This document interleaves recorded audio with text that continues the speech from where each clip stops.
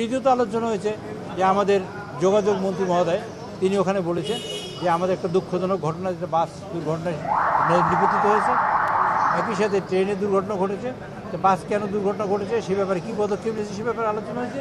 Train দুর্ঘটনার ব্যাপারে ভবিষ্যতে যাতে এরকম না হয় তার জন্য কী করা হবে সে ব্যাপারে এই ব্যাপারে আলোচনা হয়েছে।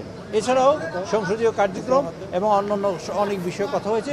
প্রধানমন্ত্রী মাননীয় সংসদ নেতা দিক নির্দেশনামূলক বক্তব্য রেখেছেন এবং আগামীকালকেও আমাদের এই আজকে অ্যাডজন হয়েছে, আগামীকালকেও 1:30টার সময় আমরা আবার এই বিষয় নিয়ে বসবো এবং সংসদকে ব্রিফ করা হবে। মাননীয় নেতা যেটা করেছেন সেটা হলো এই প্রথমবারের মতন বাংলাদেশে মন্ত্রীদের বাধ্য করেছেন সংসদ সদস্যদের অবহিত করার জন্য এবং সংসদ সদস্যরা অবহিত হয়ে তারা তাদের সংসদে কথা বলতে পারেন, একই সাথে তারা মেজার নিতে পারেন তার নির্দিষ্ট নিজ নিজ এলাকায় সে ব্যবস্থা তিনি করেছেন।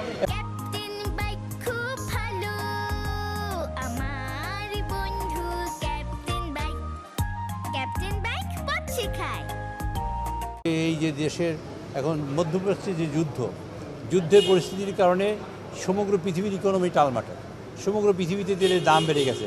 অথচ আমরা বাংলাদেশে সেই তেলের দাম ঠিক রাখার জন্য আপ্রাণ চেষ্টা করছে সরকার এবং প্রায় 200 কোটি টাকা প্রতি মাসে ভর্তুকি দিয়ে প্রায় সেই কাজটা করার চেষ্টা করছে সরকার। এই বিষয়টা সংসদ সদস্যদের অবহিত করা এবং এ ব্যাপারে সংসদ সদস্যের কাছে মাননীয় নেতা আমাদের বলেছেন যে সর্বত্রই আপনারা ভিজিলেন্ট হবেন যাতে বাংলাদেশের মানুষ যেন এই বিষয়ে অত দৃষ্টিসম্পন্ন হয় এবং তারা যেন তেলের দাম কোথাও না বাড়ে এবং এই প্রয়োজনীয় পদক্ষেপ নিতে পারে সব জায়গায়।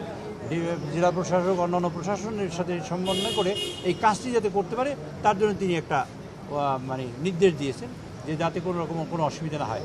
তার সাথে একটু কথা বলেছেন আগামীকালকে ইনশাআল্লাহ যতক্ষণ সংসদ বসবে তখন আমাদের এই মাননীয় জ্বালানি মন্ত্রী তিনি ব্রিফ করবেন, 300 মিনিট তিনি বক্তব্য রাখবেন এবং সেখানে একটি কঠিন বার্তা তিনিই দেবেন। তবে আমি আপনাদের আগে বলছি এই যে বিষয়টা হলো তেল এখন হোর্ডিং হচ্ছে, যেখানে 30 লিটার তেল আগেনি তো এখন সেখানে ট্যাঙ্কি ভরে 50 লিটার নেওয়ার চেষ্টা করছে। মোটরসাইকেলরা দেখা যায় একবার তেল নেওয়ার ক্ষেত্রে তেল নিচ্ছে আবার নিচ্ছে 3বার তেল নিচ্ছে, এরকম কিছু হচ্ছে। বিভিন্ন আপনারা জানেন পাশের দেশে তেলের দাম কম, আমাদের দাম কম, ওদের দাম বেশি। খুব সঙ্গত কারণে চোরাচালান হচ্ছে। চোরাচালান রোধের জন্য তিনি কঠোর ব্যবস্থা নেওয়ার জন্য হোম মিনিস্টারকে বলেছেন এবং তারপরে কঠোর ব্যবস্থা নেওয়া হবে। একই সময় যে অভিযান চালানো হবে যারা এরকম হোর্ডিং করছে বা যারা তেলের মজুদ করে রাখছে বা তেলের আর্টিফিশিয়াল ক্রাইসিস তৈরি করার চেষ্টা করছে তাদের ব্যাপারে। একই সময় আমাদের জানানো হবে যে তেলের সাপ্লাই পর্যাপ্ত পরিমাণ আছে। 2 লক্ষ মেট্রিক টনের তেলের জাহাজ ইতিমধ্যে ঘাটে লেগেছে আর আরও 2 লক্ষ মেট্রিক টনের জাহাজ ইতিমধ্যে লোড হয়েছে, তার অচিরেই বাংলাদেশে এসে পৌঁছবে। কাজে তেলের কোনো সাপ্লাইয়ের কোনো ঘাটতি নেই, কিন্তু ঘাটতি আর্টিফিশিয়ালি তৈরি হয়েছে কিছু মিডিয়ার কারণে এবং কিছু মানুষ অতিউৎসাহিত কিছু চোরাচালানিদের কারণে। কাজে এটা যাতে না হয় তার প্রয়োজনীয় ব্যবস্থা নেওয়ার জন্য আজকে এই সিদ্ধান্ত গৃহীত হয়েছে এবং এই আলোচনা হয়েছে। তৃতীয়ত আলোচনা হয়েছে যে আমাদের যোগাযোগ মন্ত্রী মহোদয় তিনি ওখানে বলেছেন যে আমাদের একটা দুঃখজনক ঘটনা, যেটা বাস দুর্ঘটনায় নিপতিত হয়েছে। একই সাথে ট্রেনের দুর্ঘটনা ঘটেছে। তো বাস কেন দুর্ঘটনা ঘটেছে সে ব্যাপারে কী পদক্ষেপ নিয়েছে সে ব্যাপারে আলোচনা হয়েছে।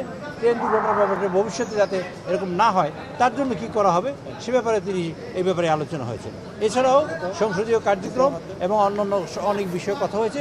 প্রধানমন্ত্রী মাননীয় সংসদ নেতা দিক নির্দেশনামূলক বক্তব্য রেখেছেন এবং আগামীকালকেও আমাদের এই আজকে অ্যাডজন হয়েছে, আগামীকালকেও 1:30টার সময় আমরা আবার এই বিষয় নিয়ে বসবো এবং সংসদকে ব্রিফ করা হবে।